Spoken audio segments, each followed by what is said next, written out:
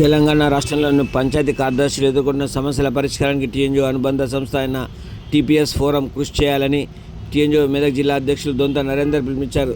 సోమవారం సాయంత్రం మెదక్ జిల్లా కలెక్టర్ రాహుల్ రాజ్, జేసీ నాగేష్, డిఆర్డీఏపీటీ శ్రీనివాసరావు, డిపిఓ యాదయ్యను కలిసి ఘనంగా సన్మానించిన అనంతరం వారు విలేకరులతో మాట్లాడారు. ఈ సందర్భంగా టీఎన్జిఓ జిల్లా అధ్యక్షులు దొంత నరేందర్ మాట్లాడుతూ, టీఎన్జిఓ సంఘం అనేది ఉద్యోగుల హక్కుల కోసం పోరాడే సంస్థ అన్నారు.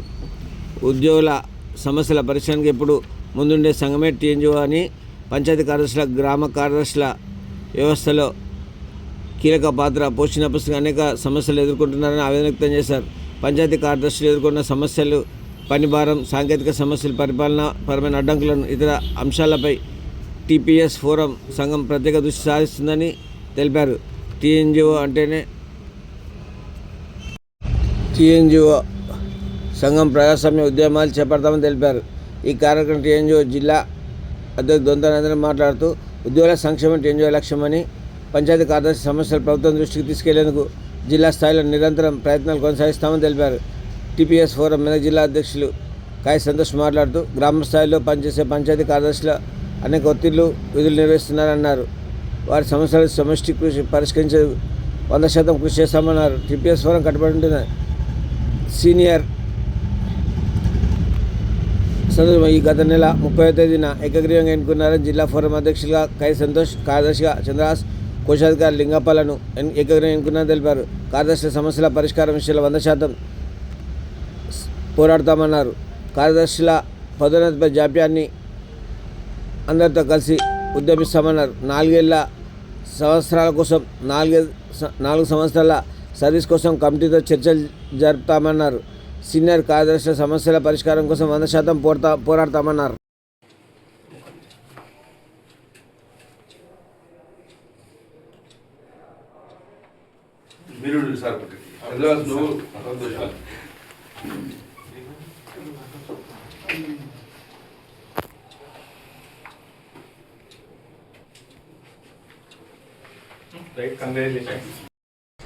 కలెక్టర్, మరి additional collector, DPO and DRDO గారు కలుస్తున్నందుకు మరి కలెక్టరేట్ చేయడం జరిగింది.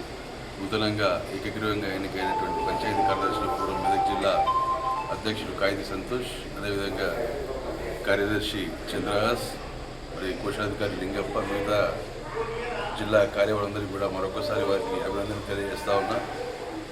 పంచాయతీ కార్యదర్శుల సమస్యలపై నిరంతరం శ్రమిస్తూనే టీఎన్జిఓ సంఘ బలోపేతానికి కృషి చేయాలని చెప్పి కూడా వాళ్ళందరికీ కూడా నూతన కార్యవర్గానికి సూచిస్తూ ఉన్నా.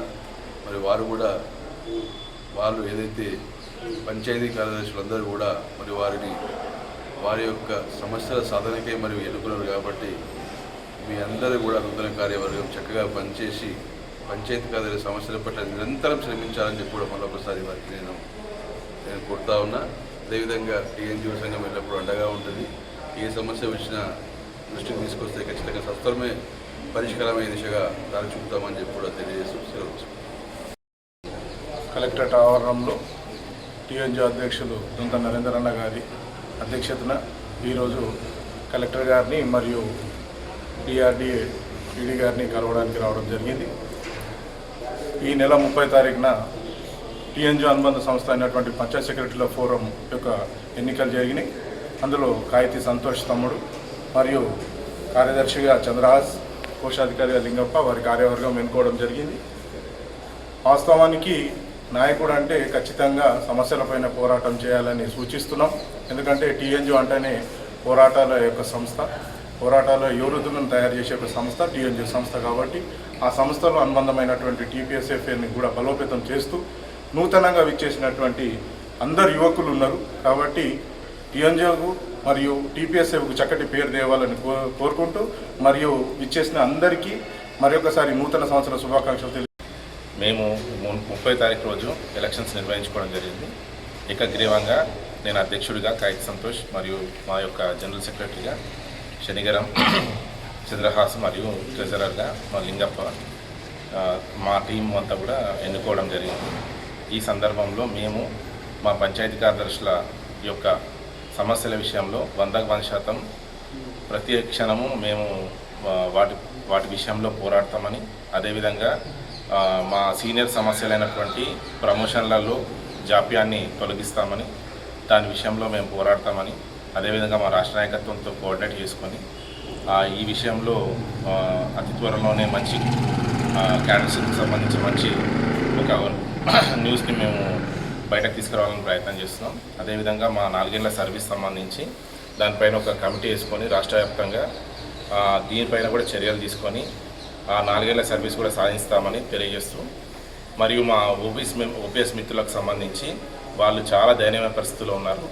వాళ్ళకు సంబంధించి కూడా 100% మేము ముందుండి కొట్లాడతాం. 100% వాళ్ళ యొక్క విషయంలో మేము వాళ్ళకు న్యాయం జరిగే విధంగా పోరాడతామని తెలియజేస్తూ